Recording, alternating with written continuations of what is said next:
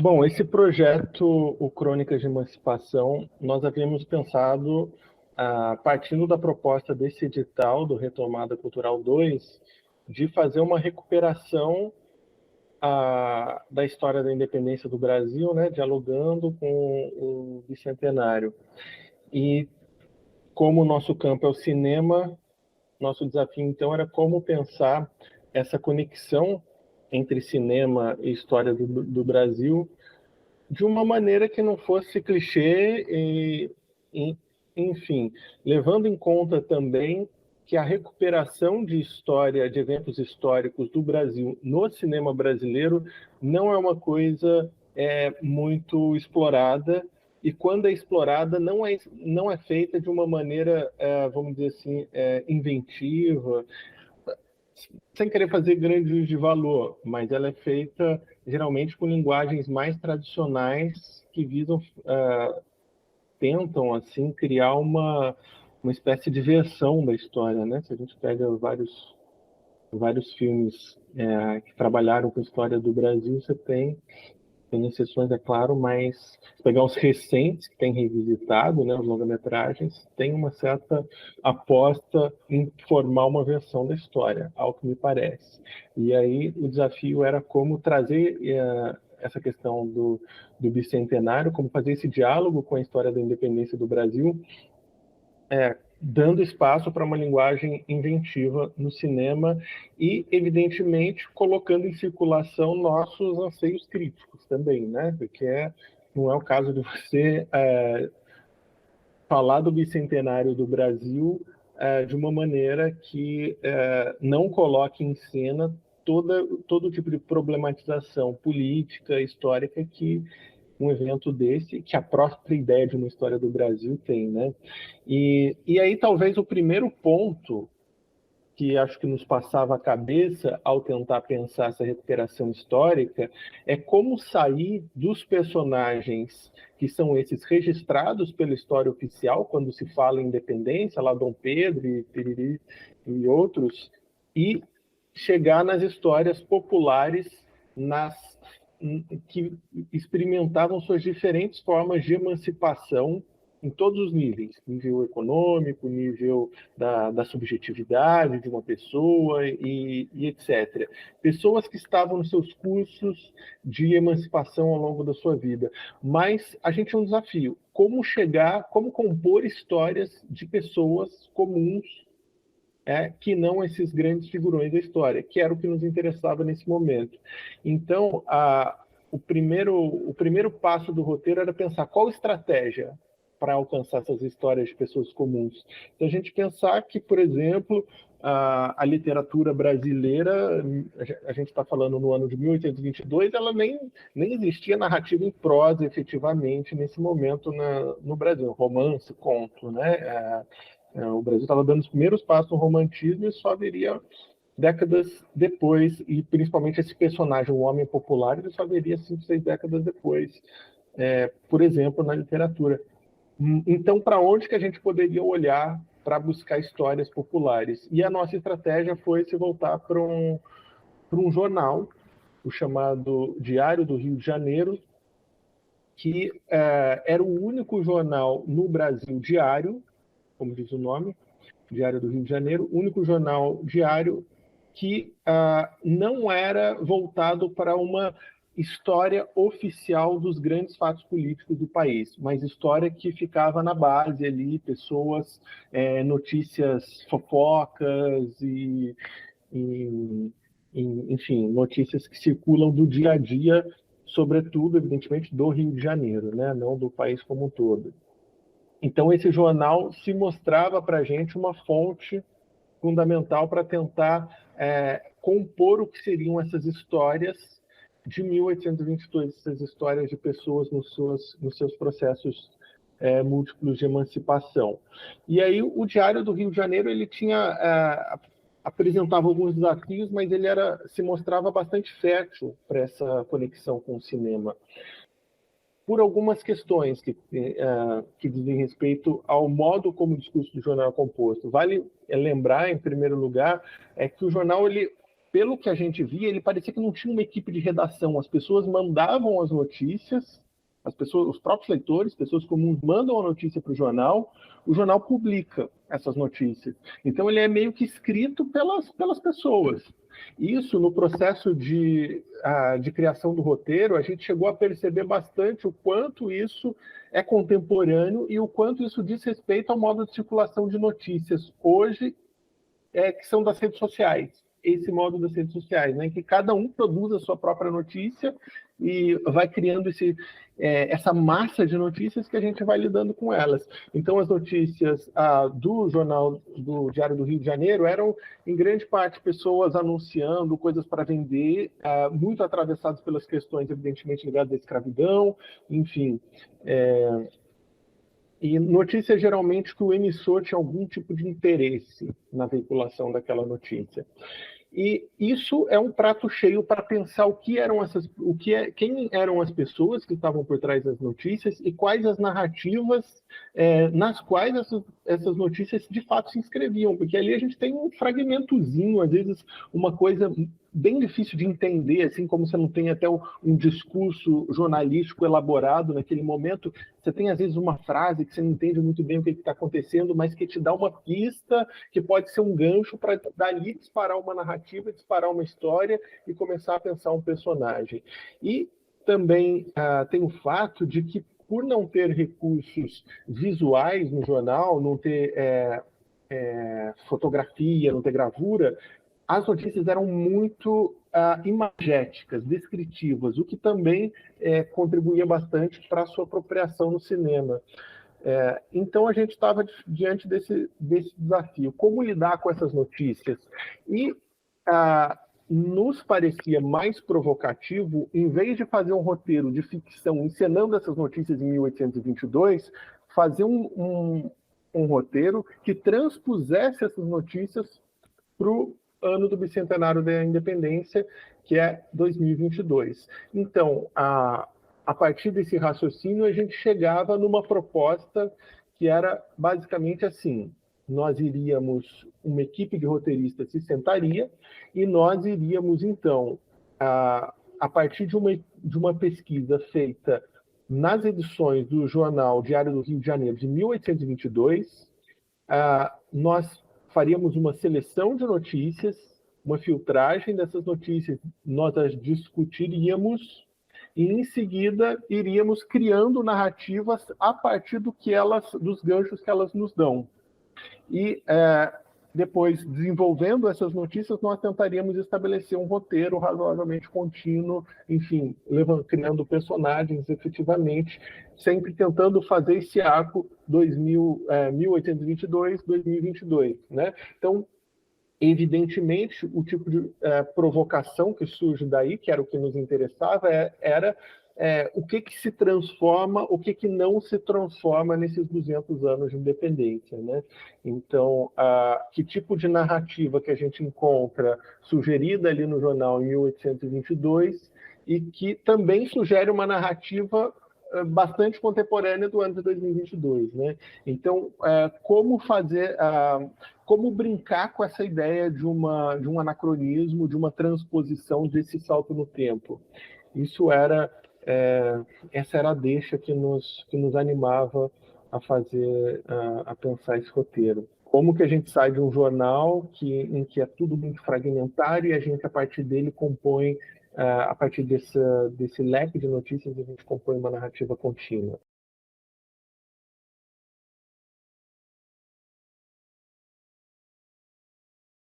O desenvolvimento do roteiro contou com 6 profissionais e o trabalho foi dividido em 4 fases. Na primeira fase, todos trabalhavam. Eu, como roteirista, Luciano Carneiro como roteirista, Maju de Paiva e Ariadne Zampaulo como colaboradoras do roteiro e Lucas Reis e João Paulo Gorrá como pesquisadores. Então, nessa primeira parte, os pesquisadores filtravam e selecionavam notícias do jornal, aquelas que eles achavam mais interessantes, que podiam disparar narrativas e personagens para o roteiro, e traziam para a reunião. Na reunião, nós discutíamos as potências que cada notícia poderia nos trazer, e fazíamos um brainstorming. Depois nós fazíamos isso em algumas outras reuniões seguidas e assim terminava a fase 1. Então íamos para a fase 2. Na fase 2 só trabalhavam os dois roteiristas.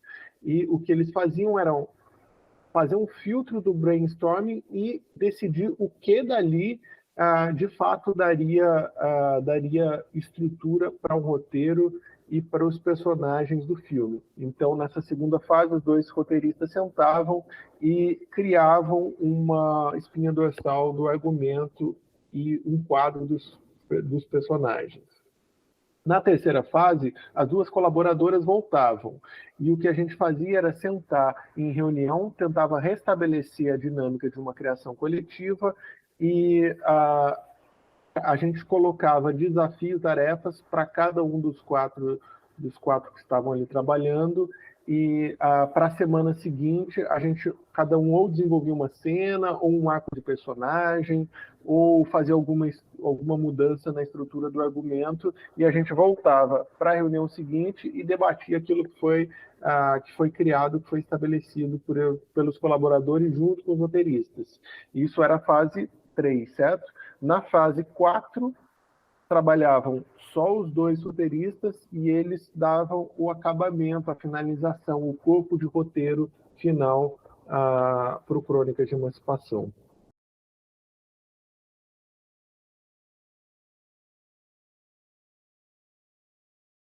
Esse processo de pesquisa, conduzido por mim e pelo Lucas Reis, ele foi um desafio, né, que o Edu impôs para a gente. Ele apresentou, então, esse jornal, o Diário do Rio. É um jornal que circulou entre 1809 e 1822, e ele tinha, como o Edu já salientou, né, ele percorria diariamente as ruas do Rio de Janeiro, e ele tinha uma edição que variava mais ou menos entre 104, 105 jornais que circulavam anualmente ali naquela localidade. Curiosamente, o ano que a gente pesquisou, assim, que a gente foi mais adentro, no ano de 1822, ele teve 157 edições. Então, o Edu de início, ele falou, tenta pegar um recorte, mais ou menos 50 recortes, do que você achar curioso, insólito, que você pode achar que, de fato, pode contribuir para um processo de roteirização, né, para a criação de algum tipo de uma narrativa.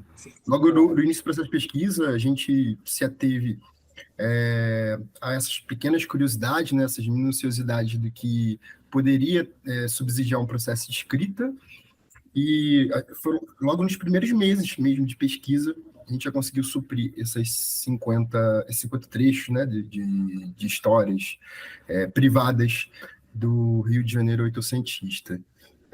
O que me chamou muita atenção foram o recorte dessas histórias, né? O porquê de eu ter escolhido essas histórias, eu vou falar para vocês agora. Assim, como o Edu já salientou, né? O jornal ele externava momentos muito privados daquela sociedade. E então, nesse processo de pesquisa, você lidava com situações muito absurdas, né? Não tentando recorrer a um movimento meio anacrônico, né? Mas você lendo isso hoje em dia, você ficava completamente espantado ou horrorizado, né? A gente está lidando com uma sociedade muito armada, uma sociedade muito violenta, e, acima de tudo, uma sociedade que, apesar disso tudo, ela apresenta a sua ironia nesse contexto caótico, nesse contexto absurdo. Então, dados como, você vê desde dados como objetificar o corpo negro, né, que é uma coisa, né, já recorrente, desses levantamentos do que ocorria no século XIX no Rio de Janeiro e no Brasil, a você publicizar uma perda de um bem pessoal, a você publicizar, inclusive, quando sua casa foi invadida por alguém, e fatos mais curiosos, né, negociações obscuras, como já citei, né, elementos insólitos que ocorriam. Uma matéria que chamou muita atenção nessa relação da objetificação do corpo negro foi uma que está vendendo uma agulha e um escravo. É uma matéria apenas que o título é Vende-se agulha e um escravo. Então, você lendo isso, você tentando estratificar, né, trechos desse jornal, é um sentimento bem estranho, assim, na real. Que você fica meio agoniado, você fica meio assustado, é uma leitura bem corpórea, né? Você, enquanto leitor, tentando mapear,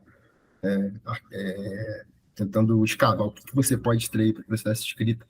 É uma experiência bem louca, assim, se eu pudesse resumir uma palavra. São múltiplos sentimentos de tentar extrair o que aquela sociedade representava naquele contexto. E como não se tinha mídia social, o jornal era a mídia social da época. Você colocava tudo, você se mostrava para o mundo através do jornal, você buscava comprar coisas através do jornal, demonstrava interesse por aquele mundo através do jornal, e se fazia no mundo através do jornal, né? Tem um recorte, inclusive, muito curioso da pessoa que anunciou uma mudança. Estou me mudando. Então, eu busquei nesse processo com o Lucas de mapear pequenos elementos que poderiam constituir um processo de escrita, né? E apresentar para a organização, e através dessa escavação, dessa microescavação, né? Porque eu fiquei nos meses iniciais de 1822, apresentar os roteiristas e, a partir disso, eles selecionarem, né? Eles disporem o que eles achavam interessante ou não para se constituir uma narrativa. Só uma coisa que eu me lembrei é que lembra que a primeira vez que eu olhei o jornal, ele não tinha nenhuma menção à independência do Brasil, né? Boa. Você olhava a edição seguinte, o 7 de setembro no sábado, né? A edição de segunda-feira, que era próxima, tinha uma palavra sobre. Exatamente. Você passa pelo extrato de setembro do jornal, e isso é curioso até para um subsídio de fonte histórica, né? Para os historiadores se debruçam sobre o tema. Assim. Um jornal que busca justamente, né, externalizar esse sentimento privado de um Rio de Janeiro, né, que é um centro de um país. Assim. Você não vê uma menção ao processo de independência, isso é muito curioso. Talvez até trazer esse elemento de um jornal que não é tão politizado, mas muito... É um jornal que externa muito questões de mentalidade da época e do contexto, assim, um jornal mais cultural, talvez, que um jornal politizado. Embora a politização esteja presente, não estou dizendo que isso está solto, assim, né? Mas não é o centro do jornal. Até nisso a mídia ela ganhou um novo contorno, né?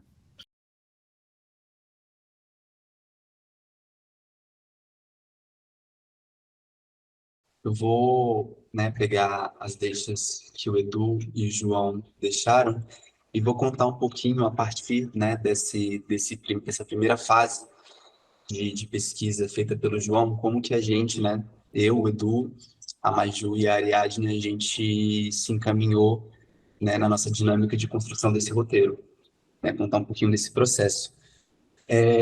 Então foi isso, né? O João disponibilizou para a gente essa pasta com esses recortes, né, do jornal de 1822 e a gente passou a se encontrar quinzenalmente e, né, e passou a discutir, né, e trocar ideias a partir, né, das possibilidades que esses recortes podiam trazer para a gente na construção desse filme.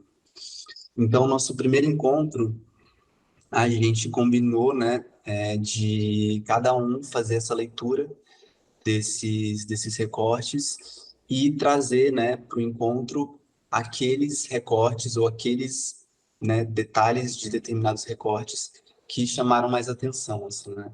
Então, e aí chamaram atenção assim, em vários sentidos, né? Tipo, que podem ter despertado determinada situação, determinado personagem, o sentimento, também, né? Como o João falou, assim, enfim, é uma leitura muito corpórea, assim, enfim, de muita intensidade, de muitas coisas. E a partir desse primeiro encontro a gente fez isso, assim, né? Cada um pouco a partir dessas intuições trouxe esses recortes e a gente fez essa rodada um pouco de troca mesmo, assim, de brainstorm de cada um, né? E trazendo o, o que cada um desses recortes trouxe de gatilho, de possibilidade de ampliação de um universo, ou de um cenário específico, ou de algum personagem, grupo de pessoas, situação, né, para a gente ver o que a gente, né, poderia criar a partir, né, desses fragmentos. E eu acho que nesse sentido, assim, o nosso processo todo ao longo desses encontros, ele foi interessante no sentido de que, né, como o Edu também comentou, né, a gente partiu de uma proposta muito definida, assim, né, do projeto, né, de uma dinâmica inicial muito marcada, né, por esses recortes desse jornal específico, desse ano específico, né, e ao mesmo tempo ela foi também uma dinâmica que, a partir desse lugar, né, de uma superdefinição inicial, de um ponto de partida inicial muito definido, ela também foi se construindo muito de uma forma livre, né, mas assim, livre dentro de um rigor, desse nosso rigor dos nossos encontros, né, mas muito assim, de aberta para o que poderia surgir, né. Então, foi um processo que durou aí alguns encontros e foi passando e foi se transformando muito a partir organicamente mesmo das nossas trocas, assim. Então, acho que isso ainda foi na nossa primeira reunião, assim, né? Eu trouxe aqui alguns, para exemplificar algumas dessas nossas trocas que a gente teve a partir das notícias, né? Então, assim, uma das notícias falava de um brechó que se vendia um hábito com pouco uso e com diamante, né? Era uma das notícias. Então, isso aqui eu estou trazendo de um documento nosso, desse nosso brainstorm, assim, né? Então, né, as perguntas que a gente foi se fazendo, né? De quem foi esse antigo dono, né? Que usou pouco, né? Então, assim, esses detalhes da notícia, né? Do hábito com pouco uso. Então, questões que a gente foi trazendo a partir daí, né? Quem foi esse antigo dono que usou pouco, né? E aí, quem é a pessoa que vende e por que alguém compraria um hábito? Então, isso são algumas das perguntas iniciais que a gente foi desdobrando ao longo desses encontros. Aí uma outra notícia, né, que contava sobre uma viúva, também muito a partir disso que o João trouxe, né, dessa publicização da vida privada, né, uma notícia um recorte do jornal que contava de uma viúva que vai se mudar após a morte do marido. E a notícia era isso apenas, né? E aí a gente, né, se perguntando por que ela quer se mudar, né? E aí, outra pergunta que está aqui nesse documento nosso, de primeiros questionamentos, né? Seria para escapar de uma expectativa social, construir uma nova vida, né? E aí, outras questões também. Que aí eu acho, nesse sentido, essa questão que a gente coloca a partir dessa notícia, né? Escapar da expectativa social, né? Tem muito a ver também com esse nosso olhar para as notícias, dessas nossas primeiras discussões, tendo em mente essa questão central do projeto, que é essa questão da emancipação, né?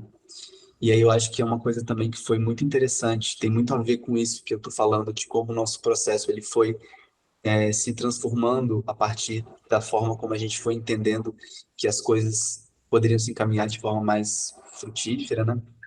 Que foi essa questão mesmo, né? Essas questões macros, assim, que o projeto trazia, né? Essa questão da emancipação, né, principalmente, e essa questão, né, também que é a cerne do projeto, que é de trazer, né, de adaptar esses cenários, esses personagens desse Brasil do século XIX para, né, o Brasil contemporâneo, assim. Então, a gente inicialmente se debateu com essas questões macro, né, que são questões ambiciosas, né, e difíceis, delicadas, e a gente, enfim, fez muito parte acho que já nesse nosso primeiro encontro, do segundo, desses primeiros encontros, assim, de pensar sobre como a gente iria lidar, né, com esses desafios mesmo, assim, que o projeto estava apresentando, assim. E aí, uma das nossas discussões, assim, enfim, muito a partir desse encontro com as notícias, a gente foi entendendo, na verdade, que poderia ser um gesto interessante, foi o que a gente fez, né, de tentar construir essas cenas, né, esses personagens, esses universos, a partir, na verdade, do micro, né, assim, a partir do que dessas notícias tem também de um certo banal, de um certo cotidiano, né, ou desses pequenos fragmentos, assim, né, partir daí e ver se nesse acúmulo, né, se nesse acúmulo do nosso processo, a partir desses micros, se a gente conseguiria chegar, né, de alguma forma, nessas questões maiores, nessas questões da emancipação, né, e o que desse micro, no fim, daria, né, de resultado a partir desse espelhamento, né, desse Brasil, né, 1822, 2022.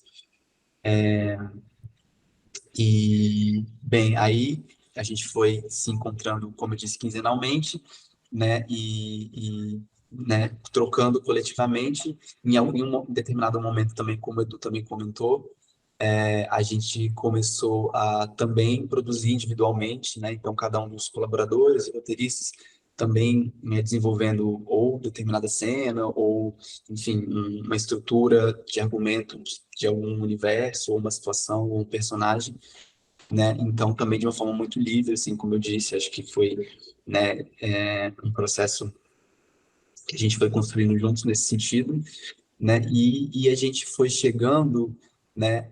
Teve dois debates, eu acho que é interessante contar, assim, né? Porque é isso, né?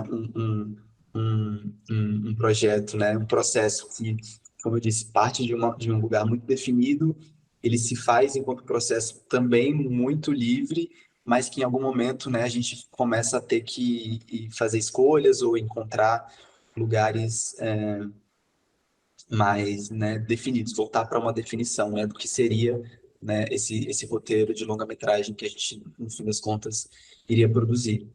Então, acho que duas coisas que nosso processo fez com que a gente, em algum momento, também entrasse no debate é uma com relação a essa questão de se a gente está produzindo aqui, né, um emaranhado de cenas, de personagens, né, o que no fim das contas vai ser esse filme, né, esse filme de longa-metragem de ficção. Será se vai ser um filme coral, né? E acho que em algum momento, acho não, né? Me lembro que em algum momento a gente de fato trabalhou com essa ideia, assim, né? De ser um filme, né? Esse tipo de filme, né? De múltiplas histórias, de encontros, histórias que se cruzam ou não se cruzam, né? Nesse Brasil, nesse Rio de Janeiro, né? Na verdade, elas tendo em comum a cidade do Rio de Janeiro, é, que no fim das contas a gente, né, também de uma forma orgânica acabou deixando essa ideia de lado, né, que eu acho que eu, enfim, eu posso falar um pouco disso melhor depois, a gente pode falar um pouco melhor depois do resultado final do roteiro, mas uma outra questão que eu queria trazer, assim, também do nosso processo, é com relação a se as notícias, né, que da onde tudo, né, começou, da onde tudo partiu, se elas iriam aparecer de forma literal na narrativa do filme, né? Isso acho que foi um debate bastante, assim, produtivo que a gente teve, né? Se seria interessante ou não e por que essas notícias e que esse Brasil, né, de 1822 aparecesse, né, de forma literal no filme, assim, a partir de algum personagem que seja pesquisador ou de alguma outra forma, a gente abriu um leque de possibilidades, né, se isso poderia ser interessante, né? E aí a gente acabou chegando à conclusão de que, na verdade, não, assim, porque as nossas histórias já estavam se encaminhando para um lugar que esse tipo de estratégia não estava contemplado, assim. Então, por um lado, a gente não achou interessante ter esse movimento de incluir essa estratégia no filme, né?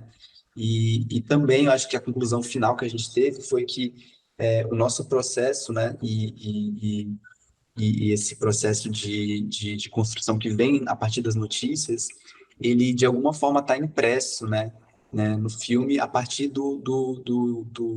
enfim, a partir da história, a partir dos fragmentos das notícias que estão ali no filme, né? Sem a necessidade da gente explicitar esse processo enfim, na tessitura do filme em si, né? De alguma forma tá lá, né, também.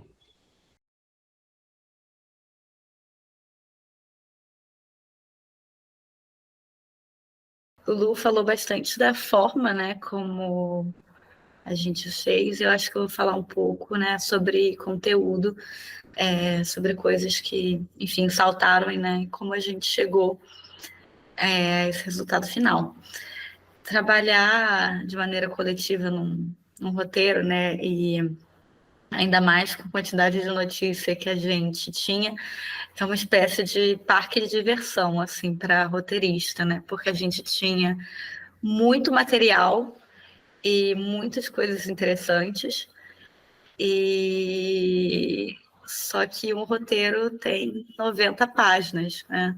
A não ser que a gente se propusesse a fazer um longa, enfim, teria que ser dividido em 4 partes, porque cada um tinha uma ideia diferente, cada um tinha pelo menos 7 notícias favoritas. E isso demoraria, assim, muito tempo para fazer. Então, foi engraçado como esse processo foi se afinando com o tempo, né? E mais engraçado ainda também foi a maneira como, né, dessas notícias que a gente selecionou, muitas delas tinham a ver com achados e perdidos, ou com... Muitas delas tinham algum detalhe muito peculiar, assim, né, da época, e como quase todas elas, na cabeça de cada um de nós, se tornou uma espécie de argumento de um possível filme de gênero fantástico. Todos nós pensamos em algo em algo nesse sentido, assim. Eu acho que foi um caminho pelo qual quase todo mundo foi meio que naturalmente. Levar para esse lado fantástico era uma maneira de preservar esse tom meio pitoresco, né, de 1800, digamos assim. Então,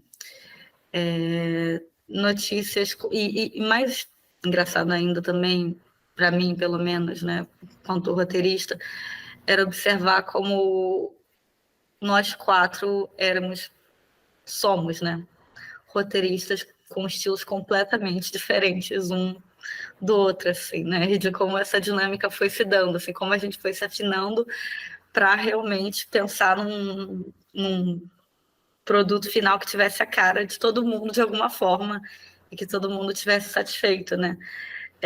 Eu escrevo muitos filmes de terror, então eu levei um pouco para o lado do horror. O BP e o Lu, eles tinham uma coisa mais social, mas também pegando sempre um pouco do fantástico, sendo um fantástico mais minimalista, um fantástico mais pontual em relação a objetos e, no caso do Lu, em relação a animais. E a Ariadne já foi para um lado mais drama social mesmo, com a proposta original dela. Então, conforme a gente foi se reunindo, a gente foi moldando essa história que tinha esses...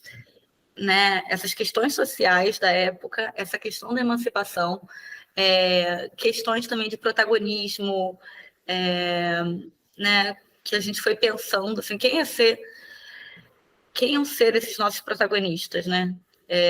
Como criar uma pessoa a partir de uma notícia, né?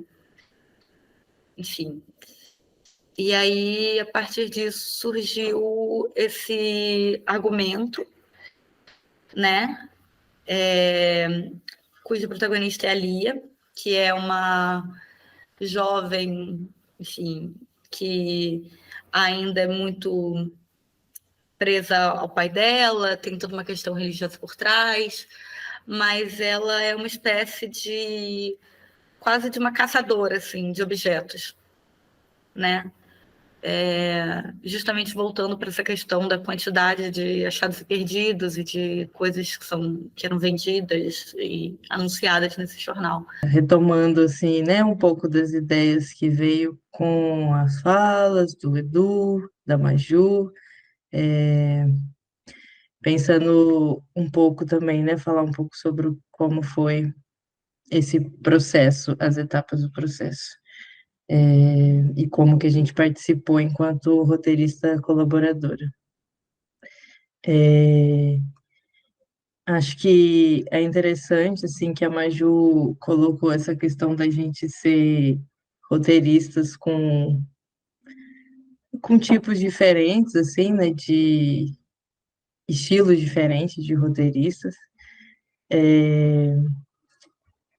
Só que acho que isso também ajudou a gente a perceber que tinha de...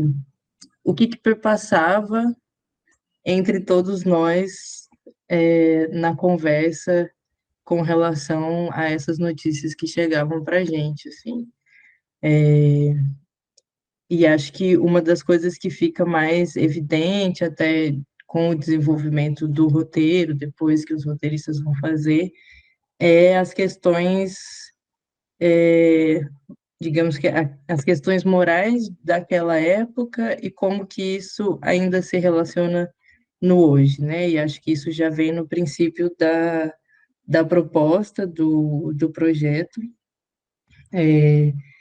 Acho que, de fato, o que é bem interessante, né, o que foi interessante nesse processo todo do desenvolvimento do roteiro e da provocação em si desse projeto é ir logo para as questões do cotidiano e para esses detalhes do dia a dia dessas personagens, né? Quem são essas pessoas que vêm nessas notícias e qual é o contexto disso, né? Então, numa primeira etapa, a gente vai olhando para essas notícias e, e se perguntando juntos, né, numa primeira reunião, a gente já vai se perguntando juntos o que que surge de cada uma daquelas notícias. Então, quem foi aquela pessoa que roubou, que entrou na casa, por que que ela roubou, é, e sempre todas essas notícias vinham com algum teor de absurdo, né? E isso é uma coisa também, né, que está em comum, e que vai chamar a atenção, né, de todos nós, mesmo nessas diferenças. E acho que isso também traz um forte interesse em como que isso vai contar muito mais das violências daquela época e das violências de uma época, muito mais às vezes do que os próprios grandes eventos, né? Como não estava nas notícias do jornal a coisa da guerra de independência, ou não estava nas notícias desse jornal as revoluções, né, que estavam envolvidas nisso tudo, mas no cotidiano e nessas pequenas notícias, a violência daquele período tá expressa, assim, né?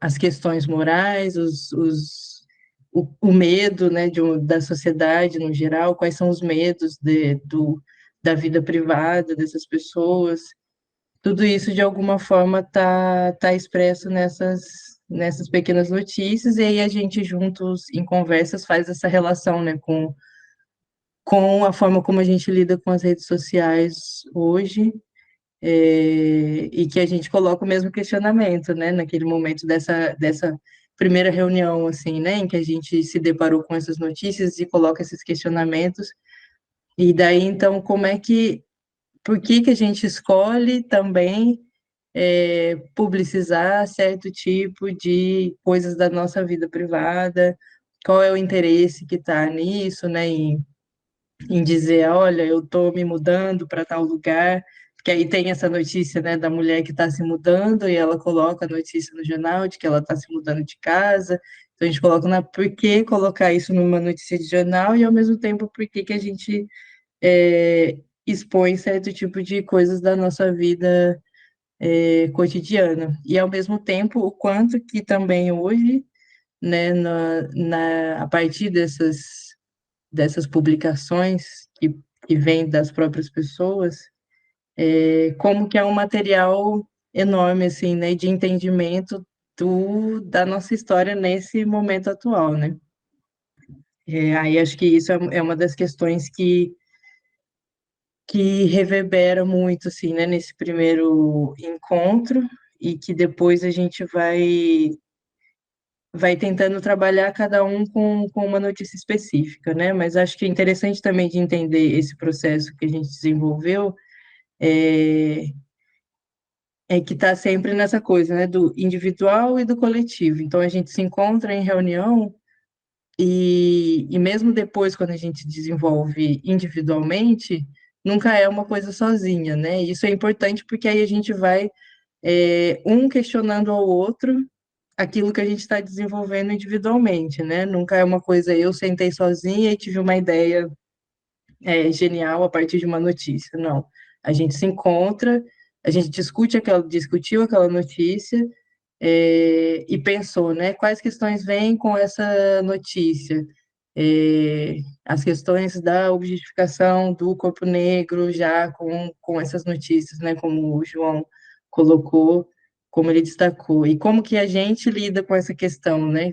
Quais são as dificuldades de lidar com essa questão hoje em dia e passar esse tipo de tratamento para uma situação atual.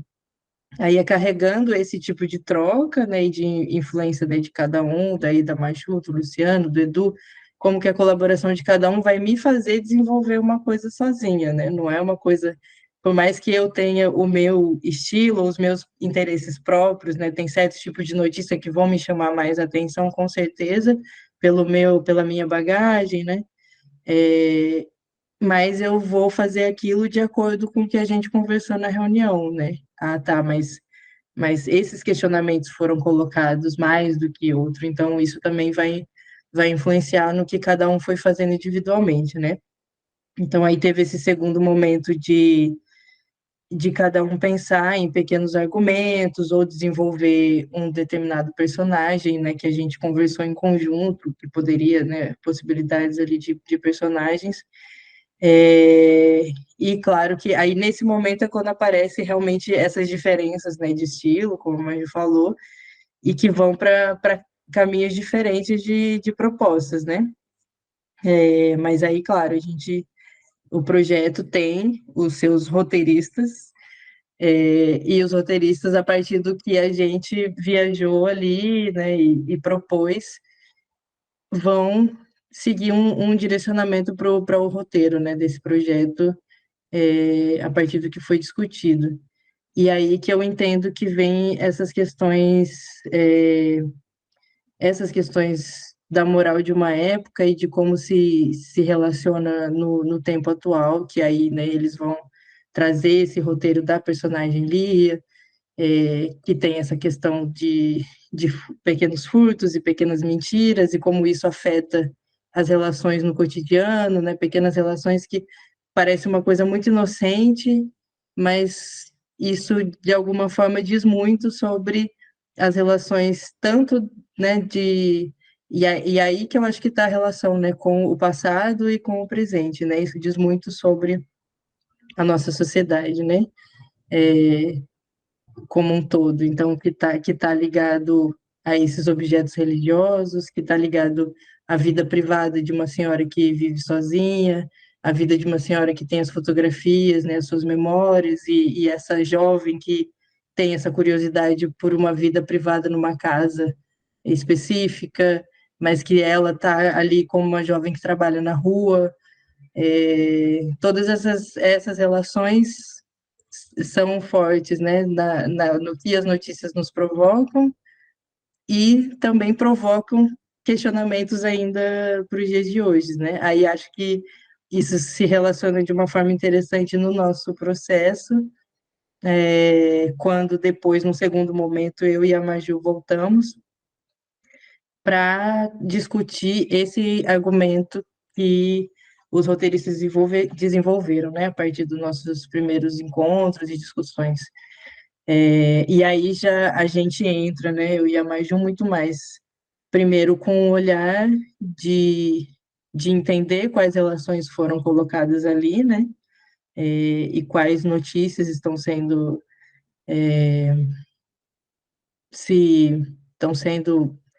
estão se referindo, né, de alguma forma nesse argumento. E aí a gente tem uma postura com o roteiro, na verdade, com o argumento, de uma mesma forma que a gente tinha uma postura com essas notícias de jornais, né? De tentar também se questionar, né? Ah, tá, quem é essa personagem? De onde ela veio, para onde ela vai, como ela se relaciona com isso, ou com aquilo, por que que ela faz isso, por que que ela furta, por que que ela mente, e por que que a gente está querendo dizer isso, por que que essas coisas estão sendo comunicadas. Mas o interessante da personagem em si é que aí, né, para a relação que a gente tem com as notícias de jornais, a Lia em si não é a pessoa que faria uma notícia de jornal, né? Ela seria a causadora das notícias, assim. Então, ela furtou e alguém vai lá e faz uma notícia sobre esse furto. Ela seria a causadora dessas pequenas notícias cotidianas, assim, né? E acho que daí surgir essas questões para a gente também são as questões que importam para o que chega no roteiro final, assim, né? Claro que sempre esse processo de estar como roteirista colaboradora também vem como que cada cena pode se desenvolver, como cada personagem, mas o que se deu no processo mesmo e que acho que chamou bastante atenção é justamente entender como que a gente, em discussão e em questionamento, provoca a desenvolver mais um lado ou mais outro.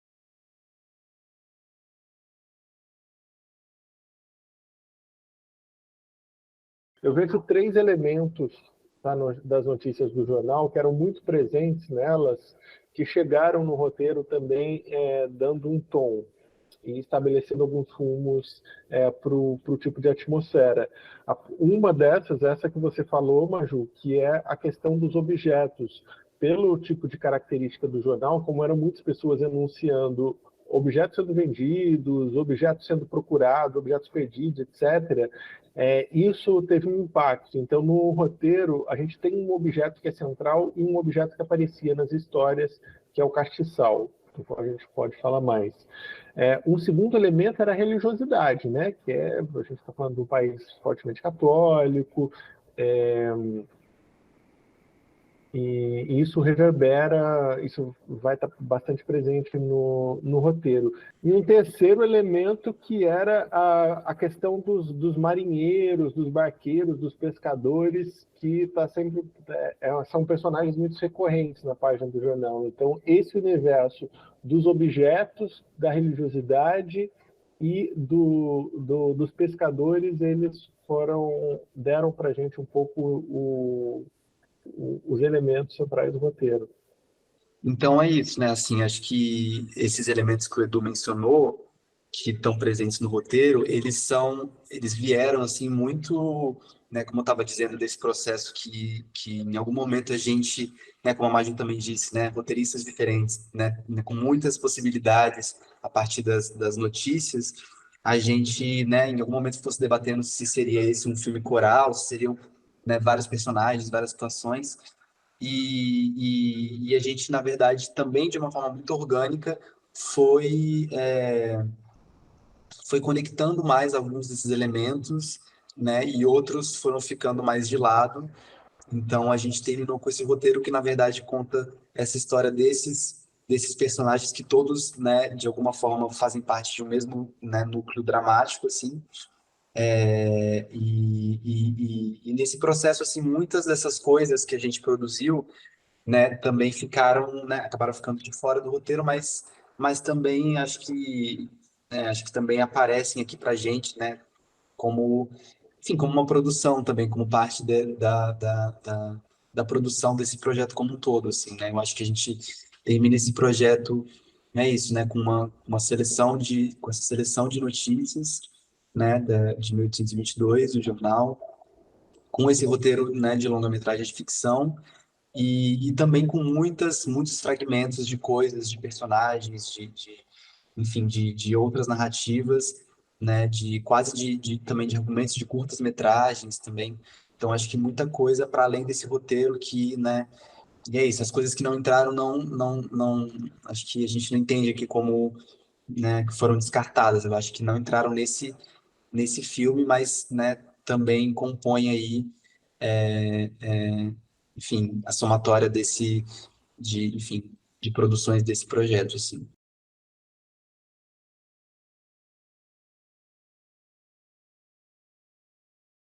E aí, no processo do roteiro, a gente chegou nessa personagem que é a Lia, que é uma garota, uma jovem adulta ali, vivendo seu processo de emancipação da família, uma emancipação financeira, uma emancipação dos vínculos sociais que ela traz, assim, do ambiente familiar mesmo, incluindo religião, por exemplo.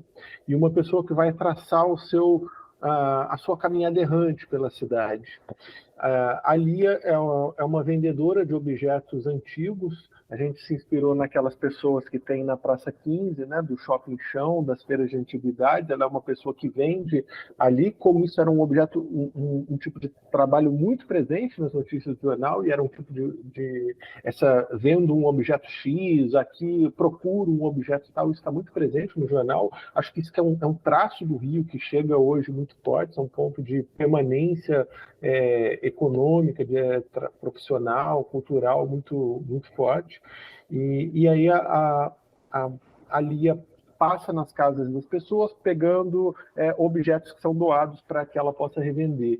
E ela se interessa por uma vizinha de uma mulher que contribui com ela, uma mulher chamada Marlene, que tem alguns castiçais na casa dela que ela trata com muito cuidado.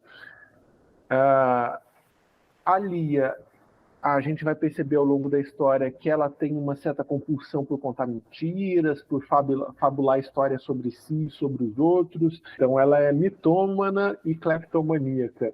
E ela, em um certo momento, ela entra na casa da Marlene, rouba o castiçal, só que o que acontece é que, nesse roubar o castiçal, diversas desgraças começam a se passar na casa da Marlene, em torno da vida da Marlene. E, ao mesmo tempo, existe um núcleo de personagens que é a família da Lia, que é o pai dela, que é pescador, que é o namorado dela, que se dá muito bem com o pai, e todos eles que vivem em torno de um ambiente religioso. O castiçal vai parar no barco do pai dela, que é o Gregório, e o barco do Gregório começa a ter um sucesso indescritível na pesca, e ele começa a enriquecer inesperadamente. O barco como meio que cria vida e vai sozinho para os lugares onde tem peixe. E eles acreditam, os familiares da Lia, que isso é um milagre trazido pelo castiçal. E ela, então, entra nesse dilema. Ela devolve o castiçal para Marlene e faz cessar as desgraças que têm acontecido na vida dela, ou ela deixa o castiçal com a família dela, que vai trazer esse enriquecimento para o pai dela, para o namorado dela e para ela. Ou ela acha que isso é uma bobagem, é tudo coincidência, não tem nada a ver, que o castiçal não tem poder nenhum. Então, a Lia vai ter que se deslocar no meio desse dilema e dessa situação. E isso a gente tentava aproveitar essas condições para fazer um filme que não fosse apenas estruturado como uma narrativa linear, mas que as micro-histórias que vão se passando ao longo do filme, elas também tivessem a sua independência, a sua graça própria. Assim. Então, a ideia é que essa caminhada da Lia pela cidade seja recheada de encontros nos quais ela vai experimentando essa mitomania, essa cleptomania, enfim. E foi assim, então, esse caminho que a gente cursou.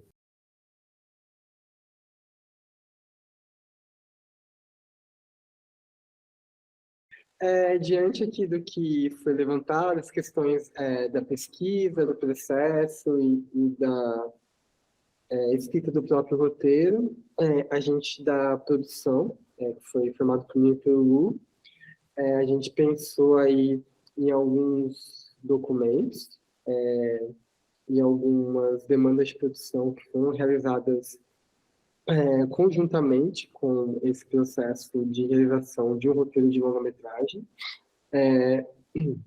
E nesse âmbito, a gente incluiu a criação de uma bíblia do projeto, que a gente está pensando aí para futuras vendas desse material, e também com a tradução do argumento e de outros textos do projeto, sinopse, por aí vai, que também auxilia aí na participação desse projeto em laboratórios e também na busca de possíveis coproduções internacionais.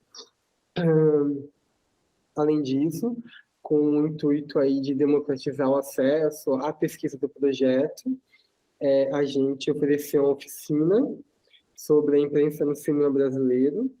Essa oficina teve 6 horas de duração, e contou com mais de 100 inscritos de todas as regiões do país. E também, ao final dessa oficina, a gente forneceu certificados aos alunos que cumpriram a carga horária. Além disso, publicações sobre o projeto estão sendo feitas no nosso perfil no Instagram, que chama Crônicas da Retomada, que conta ali também, além do Crônicas de Emancipação, com outros projetos que foram contemplados no edital do Retomada Cultural RJ2. E junto com isso, nessa página vai ser disponibilizado ainda esse vídeo, né, sobre o processo criativo e de produção do Crônicas, e também um documento contendo as principais, não sei se reportagem é o melhor nome, né, mas as principais tiras de jornais que foram aí organizadas na pesquisa. Acho que pode ser um material interessante também para pessoas interessadas no tema. Sobre o trabalho de produção, o Crônicas ele tem um grupo, ou melhor, sobre o trabalho de produção, a partir do momento que a gente se debruçou aí sobre o roteiro, a gente notou, por exemplo, que o Crônicas tem até um corpo de personagens pequeno, pensando em longa-metragem, mas que ao mesmo tempo é um filme que demanda uma estrutura muito grande no sentido de locações, né? Então a gente pensou, a gente tem aí espaços de grande circulação do Rio de Janeiro, Praça 15, feiras de bairro, temos a região portuária do Rio como uma possível locação para o filme e para a família da protagonista. Também temos cemitérios de animais, tem uma questão de gravar em um barco, né? São todas questões aí que foram sendo pensadas para a gente, junto com essa questão como esses objetos de cena de época, da quantidade de diárias e por aí vai, e por filmar também em locação, externas e por aí. Então, a partir disso, a gente criou um orçamento para o projeto e um plano de financiamento. Esse plano de financiamento, ele busca como recurso primordial os recursos aí oriundos do FSA, do Fundo Setorial de Cinema, mas que tem a possibilidade também de ser adensados a partir de investimentos de privados, coproduções, e também incrementado a partir de leis municipais e estaduais. E dessa forma, então, a final desse projeto, junto com o roteiro, a gente vai entregar junto aí um relatório de locações e de atores, orçamentos detalhados e um plano de financiamento, e a gente acredita que com isso o projeto possa estar apto a concorrer a editais públicos de realização, a participar de rodadas de negócio e também outros financiamentos no meio público e privado.